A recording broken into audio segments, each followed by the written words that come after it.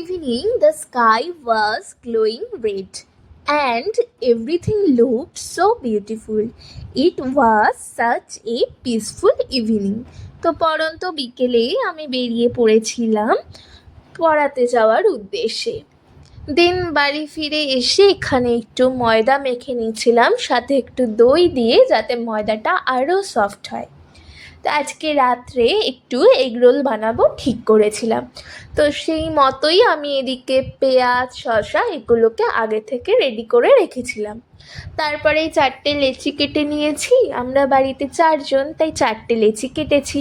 আর এদিকে মা বেলে দিচ্ছিল, আর এদিকে আমার শ্বশুর তো আমার শ্বশুরেরটা নিজেই রেডি করে নিচ্ছিল। আর এদিকে আমার বর এসে বাদ বাকি রোলগুলো করা শুরু করে দিল। তা আলটিমেট আমি বানাবো করে ঠিক করে আমাকে কিন্তু আর করতে হয়নি, তোমরা দেখতেই পেলে। তো মাঝে সাঝে এরকম আমাদের করে খাওয়ালে তো বেশ ভালোই লাগে। তো সেই মতো যাই হোক, আমার বর কিন্তু মাঝে সাঝে কাজ করে। তা আমরা তো রাত্রে এখানে একে একে সবাই খেয়ে নিয়েছিলাম। একসাথে খেতে গেলে তো রোলগুলো ঠান্ডা হয়ে যাবে। আর এদিকে দেখো আরেকটা রোল কিন্তু আমার বর রেডি করছিল। তা আমরা তো রাতের ডিনারে খেলাম এগরোল। তোমরাও কি আমাদের মতন রাতে এগরোল খাওয়া প্রেফার করো? কমেন্টে জানিও কিন্তু।